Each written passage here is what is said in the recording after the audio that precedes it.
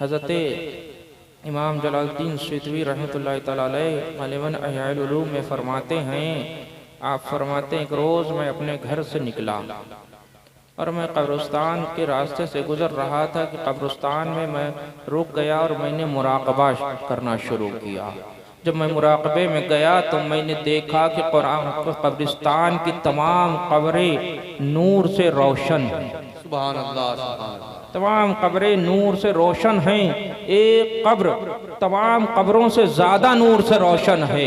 आप पूछने लगे, आपने मुराक़बा किया, उन साहिबे मज़ार से पूछने लगे, ये बताओ इन कब्रों में ये रोशनी कैसी है? तो वो साहिबे मज़ार कहते हैं कि इन कब्रों में मुस्तफ़ा जाने रहमत तशरीफ़ लाए थे। फिर आप पूछते हैं, ये बताओ तुम्हारी कब्र इन तमाम कब्रों से ज़्यादा रोशन कैसे है? तुम्हारा कौन सा अमल था? वो साहिबे मज़ार कहते हैं, मैं भी, मेरी कब्र में भी मुस्तफ़ा जाने रहमत तशरीफ लाए थे, लेकिन हज़रत इमाम जलालुद्दीन सूतवी कहते हैं, लेकिन तुम्हारी कब्र तमाम कब्रों से ज़्यादा रोशन क्यों है? तो वो साहिबे मज़ार कहते हैं, मेरी कब्र में मुस्तफ़ा तशरीफ लाए थे और मुस्कुराए थे। तो इमाम जलालुद्दीन सूतवी फरमाते हैं कि बताओ मुस्तफ़ा तुम्हारा ऐसा कौन सा अमल था कि मुस्तफ़ा जाने रहमत तशरीफ लाए थे और मुस्कुराए थे? साहिबे मज़ार कहते हैं, मेरा कोई खास अमल ना था, मैं दुनिया में मीलादे मुस्तफ़ा मनाया करता था, इसलिए मेरे सरकार मुस्कुराए थे। सुभान अल्लाह, सुभान अल्लाह, सुभान अल्लाह। नारे तकबीर, नारे रिसालत, मसलके आला हज़रत सैयद अनस मियां साहब क़िबला, अज़मत मीलादे मुस्तफ़ा। इसलिए मेरी कब्र तमाम कब्रों से ज्यादा रोशन है, क्योंकि मेरी कब्र में मुस्तफ़ा जाने रहमत तशरीफ लाए थे और मुस्कुराए थे, और वो मुस्कुराने की बरकत थी, उसने तमाम कब्रों से ज्यादा नूर उनकी कब्र में पैदा फरमा दी। ये फायदा है मिलाद मुस्तफ़ा का कि मुस्तफ़ा जाने रहमत कब्र में तशरीफ लाते हैं और मुस्कुरा देते हैं। एक छोटा सा वाक़या मैं बयान करता हूँ और बताता हूँ कि इसके क्या फ़ायदे हैं प्रोग्राम के। कि एक मर्तबा एक दूसरे मुल्क की बात है, वहाँ का एक गांव था। उस गांव के लोगों ने एक बुज़ुर्ग को ख़त लिखा कि हज़रत हमारे यहाँ तशरीफ़ लाइए और सीरत मुस्तफ़ा सल्लल्लाहु तआला अलैहि वसल्लम बयान फरमाइए। बड़ी मोहब्बत के साथ ख़त लिखा। वो बुज़ुर्ग वहाँ अपने घर से उस गांव के उन्होंने तारीख़ मुकर्रर कर दी। वो तारीख़ मुकर्रर करके और फिर जब वक्त आया तो उस गांव के लिए रवाना हुए। जब गांव पहुँचे लोगों ने बड़ी इज़्ज़त दी, और इज़्ज़त देने के बाद लोगों ने उनके आगे नजराना पेश किया और कहा, हज़रत यहाँ हम प्रोग्राम नहीं करेंगे, आप अपना ये नजराना ले लीजिए और आप वापस चले जाइए, आप वापस चले जाइए। तो उन्होंने वजह दरियाफ़्त की, पूछा क्या वजह है? तो वो लोग कहने लगे कि नहीं, यहाँ बदअक़ीदा लोग हैं जो बड़े बड़े बाअसर हैं, और आप तो उन लोगों ने मुझे मिलाद मुस्तफ़ा सल्लल्लाहु तआला अलैहि वसल्लम को मनाने से रोका है, और आप प्रोग्राम करके चले जाएंगे, लेकिन हम लोगों के सर बवाल आ जाएगा। बहरहाल मौलाना साहब ने पूछा कि ये बताओ तुम्हारे आसपास कोई बाअसर शख्स है? तो मालूम हुआ कि एक डाकू है, एक डाकू है, वो जो करीब के गांव का है। मौलाना साहब ने कहा कि मुझे उस डाकू के पास ले चलो। मौलाना साहब उस डाकू के पास जब तशरीफ़ ले गए, वो बुज़ुर्ग तशरीफ़ ले गए, तो डाकू एकदम हैरान परेशान कि मेरे पास ये क्यों तशरीफ़ लाए? तो बहरहाल उस डाकू ने कहा, बताइए मैं आपकी क्या खिदमत कर सकता हूँ? तो उन्होंने कहा कि नहीं, यहाँ पर गांव में हम मिलाद मुस्तफ़ा मनाना चाहते हैं, लेकिन वहाँ के लोग हमको मिलाद मुस्तफ़ा नहीं मनाने दे रहे। तो फ़ौरन तैयार हो गया और कहा कि किसकी हिम्मत है। बहरहाल उसने अपनी ज़बान में तमाम बातें की। वो आया, उसके बाद उन बुज़ुर्ग ने, उन मौलाना साहब ने सीरत मुस्तफ़ा सल्लल्लाहु अलैहि वसल्लम बयान की। कोई बात नहीं हुई, वो चला गया। कुछ वक्त के बाद मौलाना साहब के घर पे एक शख्स तशरीफ़ लाया और लाने के बाद दरवाज़ा खटखटाया। जब दरवाज़ा खोला तो वो शख्स सामने एक अमामे वाला, दाढ़ी वाला शख्स सामने खड़ा था। पूछा कि तुम कौन हो? वो शख्स कहने लगा कि मैं फ़ला फ़ला डाकू हूँ। तो कहा ये तुम्हारी हुलिया कैसी है? तो कहा कि मौलाना साहब क्या बताऊं, उस मिलाद मुस्तफ़ा ने मेरी ज़िंदगी को बदल दिया। मैंने अज़मत मुस्तफ़ा बचाई थी, अल्लाह ताला ने मेरी ज़िंदगी को बचा लिया। फिर उसने पूरा वाक़या दरियाफ़्त किया कि मैं वहाँ मिलाद मुस्तफ़ा के बाद मैं जब घर गया, मैं रात को सोया तो मुस्तफ़ा जाने रहमत मेरे ख्वाब में तशरीफ़ लाए और मुस्तफ़ा का तशरीफ़ लाना था कि मेरी ज़िंदगी का बदल जाना था, है ना। तो प्रोग्राम से ये फ़ायदा है, एक डाकू था कि मुस्तफ़ा जाने रहमत की अज़मत की बात की थी कि अज़मत बचाने की कोशिश की थी, मिलाद मुस्तफ़ा मनाने के लिए वो सिर्फ आके बैठ गया था। और जब वो रात हुई तो मुस्तफ़ा जाने रहमत तशरीफ़ लाए उसके ख्वाब में, उसकी ज़िंदगी बदल गई। और इसी मिलाद मुस्तफ़ा से लोगों की ज़िंदगियाँ बदल जाया करती हैं, इसी मिलाद मुस्तफ़ा की वजह से लोगों को विलायतें मिल जाया करती हैं। बेशक, है ना। आज लोग कह देते हैं कि क्या फ़ायदा प्रोग्राम करके। बहरहाल सिर्फ एक बात कहूँगा कि आज हमारी ज़बानों पे कोई कंट्रोल नहीं रहा। आज हम जिसके लिए जो चाहते हैं कह देते हैं। आप जानते हैं हज़रत इमाम क़य्यूम रहमतुल्लाह, ये उर्स का पैगाम है, इसको लेके जाइएगा। हज़रत इमाम क़य्यूम रहमतुल्लाह तआला अलैह फरमाते हैं बरोज़े महशर इंसान पहाड़ जैसी नेकियां लेकर जाएगा, लेकिन उसकी बदज़बानी की वजह से उसकी तमाम नेकियों को ख़त्म कर दिया जाए। उसके पास होंगी तो पहाड़ जैसी नेकियां, लेकिन उसकी बदज़बानी की वजह से वो नेकियां ख़त्म हो जाएंगी। आज हम लोग जैसे जिसको जो चाहा उठा के कह दिया, जिसके बारे में जो चाहा तड़ से ज़बान खोल दी। नहीं, मुसलमानों, हदीस पाक में भी आया कि मुसलमान के लिए आया कि नहीं अपनी ज़बान की हिफाजत करे, है ना। कम गोई, कम बोले। लेकिन आज हमारी सुबह होती है, सुबह से रात होती है, हमारा सिर्फ बोलना ही शुरू होता है। बहुत से बुज़ुर्गों ने तो ये तरीक़ा अपनाया कि वो बोलते ही नहीं थे। अगर कोई बात होती थी तो लिख के दे दिया करते थे। बहुत से ऐसे बुजुर्ग गुजरे हैं कि वो कोई बात होती थी तो लिख के दे दिया करते थे, लेकिन बोलते नहीं थे कि नहीं कहीं बोलने की वजह से मेरी नेकियां ना ख़त्म हो जाएं। आज हम नेकियां तो बहुत करते हैं, लेकिन हम अगर अपना मुहासबा करें तो दिन भर में हम कितना अपनी ज़बान का सिर्फ मुहासबा कर लें तो हमारी ज़बान से पता नहीं क्या क्या निकलता है ना। हाँ? फिर आज गालियाँ आम हो गई। सुबह होती है तो हमारे मुसलमान नौजवान गालियाँ शुरू कर देते हैं।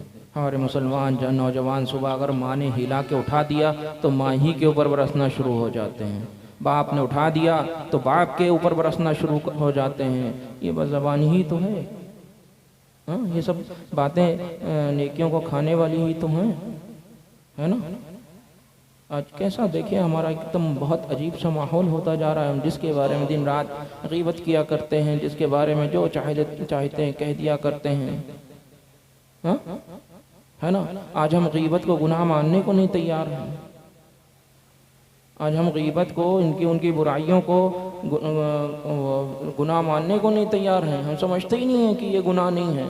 अरे सिर्फ गीबत करना नहीं, गीबत सुनना भी गुनाह है। ठीक है, आज हम नहीं अगर किसी की गीबत कर रहे हैं, सिर्फ बैठ के सुन रहे हैं, तब भी तो हम गुनहगार हैं। गीबत नेकियों को खा जाती है ना। तो अपनी ज़बानों की हिफाजत करें। अपनी ज़बानों की हिफाजत करिए।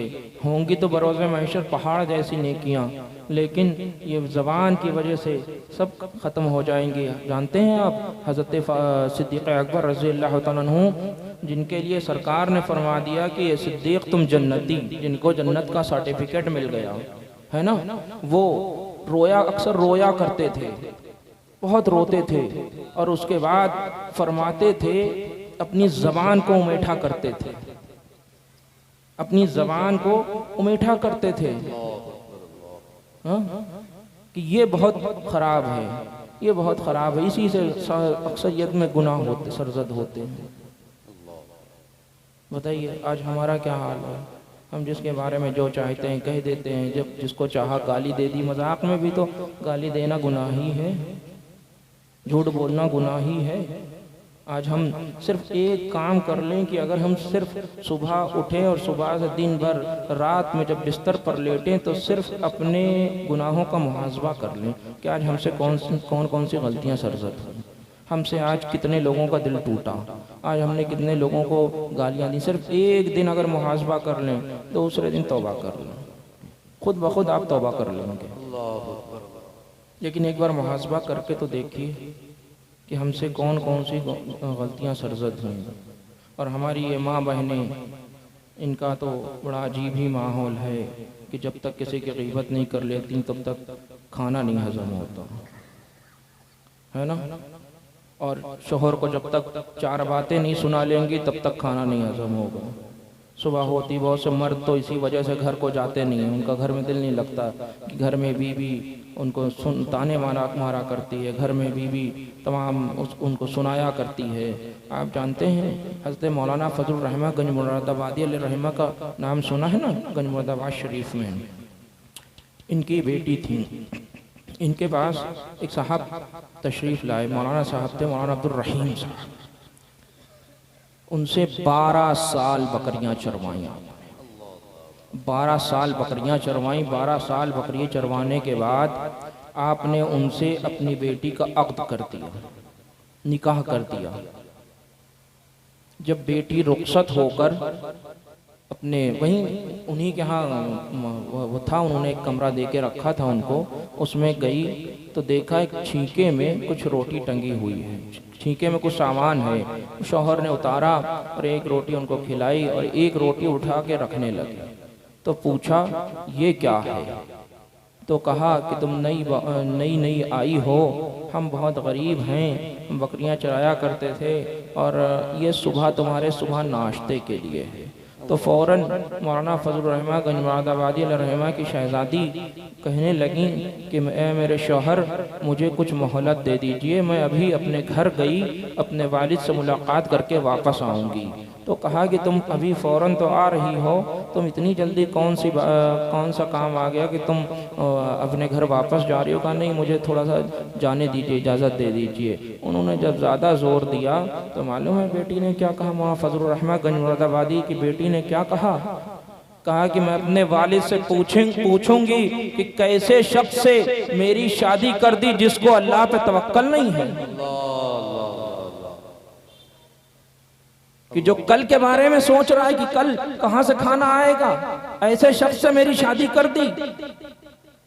जब माँ ऐसी थी तो बेटा शाह अब्दुल हलीम और हल्लू मियां साहब जैसा पैदा हुआ, जो 55 साल मस्जिद से बाहर नहीं निकले, है ना। जब माँ ऐसी थी जिसका तवक्कल ये था, आज हमारे यहाँ तवक्कल बचा ही नहीं है ना। आज हम बस एक ही उसमें कि सेठ बन जाए, है ना। आज एक ही दुआ के लिए अक्सरियत में लोग आते हैं हमारी खानकाह में कि हमारे पास पैसा नहीं, हम बहुत गरीब हैं, अमीर हो जाए। एक बात कहें आपसे कि अल्लाह के अता पर कनात कर लीजिए, दुनिया के सबसे बड़े अमीर बन जाएंगे। अल्लाह ने जितना दिया है उसी पर कनात कर लीजिए, दुनिया के सबसे बड़े अमीर आदमी होंगे। आपके तमाम जो टेंशनें हैं ये खत्म हो जाएंगी, सिर्फ अल्लाह की अता पर कनात कर लीजिए, है ना। और आज हम अक्सर, अभी मैंने हज़रत क़ारी एहसान साहब क़िबला से भी एक बात कही थी, वहाँ पे मौलाना हज़रत अल्लामा मौलाना ग़ुलाम रब्बानी साहब भी तशरीफ़ फरमा थे, मौलाना और भी दीगर लोग तशरीफ़ फरमा थे। मैंने उनसे एक बात कही थी कि डुंडुआ की पहचान एक अतराफ़ में एक मजबूत सुन्नियत के नाम से थी। सुभान अल्लाह। कि कोई अगर किसी के सामने कोई कह दे ये फला शख्स डुंडुआ का है तो फौरन जहन में आता था कि ये बहुत पक्का सुन्नी है। लेकिन आज डुंडुआ वाले धीरे धीरे अपनी पहचान को खो रहे हैं। आज डुंडुआ के लोग धीरे धीरे अपनी पहचान को खो रहे हैं। आप उठा के देख लीजिए अपने डुंडुआ में कि नहीं, आज वो सुलह कुल्लियत की तरफ जा रहे हैं। है ऐसा या नहीं है? हा? अगर हमारे डुंडुआ के सिर्फ बूढ़े लोग अपनी इसी शान पे बाकी रहे नहीं कि हम मसलके आला हजरत पर मजबूती से कायम रहेंगे, तो ये पूरा डुंडुआ फिर से वही पहचान ले आएगा। सुभान अल्लाह। आज रिश्ते भी हो रहे हैं डुंडुआ के अंदर। आज डुंडुआ के अंदर रिश्ते भी होने लगे, वरना डुंडुआ कई जिलों में मशहूर था अपनी सुन्नियत की पहचान के नाम से। कितना मजबूत सुन्नियों का गांव कोई दूसरा नहीं, सिर्फ डुंडुआ ही है ना। लेकिन आज क्यों आप अपनी पहचान खो रहे हैं? आपने ताजुश शरिया का वो फरमान नहीं सुना कि सुलह कुल्ली हम नबी का नहीं? ताजुश शरिया का वो फरमान नहीं सुना? क्या आपके यहाँ शेर बेशर अहले सुन्नत तशरीफ नहीं लाए? सुभान अल्लाह। जहाँ शेर बेशर अहले सुन्नत तशरीफ लाए हो तो उसको वो गांव डुंडुआ जैसा ही गांव हुआ करता है, जो मजबूत अकीदा लिए खड़ा रहता है कि दुनिया एक तरफ हो जाए लेकिन हम अपने मसलके आला हजरत पर मजबूती से कायम रहेंगे। लेकिन आज कुछ सियासत की वजह से, आज सियासत के चक्कर में मेरा डुंडुआ सुलह कुल्लियत की तरफ जा रहा है। इसको बचाइए, इसको फिर से वही शेर बेशहर अहले सुन्नत का गांव बनाइए, इसको वही इसकी शान को बाकी रखिए। नहीं कि कुछ भी हो जाए हम मसलके आला हजरत से जर्रा बराबर नहीं ठहरेंगे, हम वहाबियत से रिश्तेदारी नहीं करेंगे, हम वहाबियों से सलाम कलाम नहीं करेंगे। जो इसकी पहचान थी उस पर मजबूती से कायम रहे, है ना। हमारा मसलक मसलके आला हजरत है, मसलके आला हजरत हमारा मसलक है ना, इस पर मजबूती से कायम रहे। एक लोहे की चट्टान बनकर रही है। मैं हमेशा एक बात कहा करता, मैं हमेशा एक बात कहता हूँ कि सुन्नियत की पहचान, सुन्नियत की पहचान का नाम इमाम अहमद रजा खां फाजिल बरेलवी, और सुन्नियत की जान का नाम मुफ्ती अख्तर रजा खां फाजिल बरेलवी, है ना। अगर सुन्नी और वहाबी में इम्तियाज करना हो तो वहाँ मसलके आला हजरत का नारा लगा दीजिए। सुन्नी होगा तो झूम उठेगा, वहाबी होगा तो मर जाएगा। और सुलह कुल्ली की पहचान करना हो तो बस्ती बस्ती करिया करिया लगा दीजिए। सुन्नी होगा तो चेहरा खिल उठेगा, और वहाबी होगा, सुलह कुल्ली होगा तो चेहरे का रंग उतर जाएगा। अल्लाहु अकबर, या रसूल अल्लाह, जिंदाबाद जिंदाबाद, ताजो शरिया जिंदाबाद जिंदाबाद, आला हजरत आला हजरत। वाह वाह वाह। तो हमारा मसलक मसलके आला हजरत है। अपने बच्चों को सिर्फ एक नसीहत करिए कि हमारा मसलक मसलके आला हजरत है, इस पे मजबूती से कायम रहना, मेरी जायदाद के वारिस बने रहना, बुजुर्गों के तरीकों पे चलते रहना, मेरी जायदाद के वारिस बने रहना, बिलग्राम मारेरा बरेली को मानते रहना, हमारी जायदाद के वारिस बने रहना, सादात राम के गुलाम बनकर जीना, हमारी जायदाद के वारिस बने रहना, गौसे आजम की 11वीं मनाते रहना, हमारी जायदाद के वारिस बने रहना, तमाम सहाबाए कराम को मानते रहना, हमारी जायदाद के वारिस बने रहना, मौलाए कायनात और अमीर माविया को मानते रहना, हमारी जायदाद के वारिस बन के रहना, मिलादे मुस्तफा मनाते रहना, हमारी जायदाद के वारिस बन के रहना। वाह वाह वाह वाह। तो अपने बच्चों को नसीहत करिए, हमारा मसलक आला हजरत है, इस पर मजबूती से कायम रहना। और एक और नसीहत करिएगा अपनी औलाद से, एक नसीहत और करिएगा कि बेटा बस्ती बस्ती करिया करिया लगाते रहना और सुलह कुल्लियत से दूर रहना।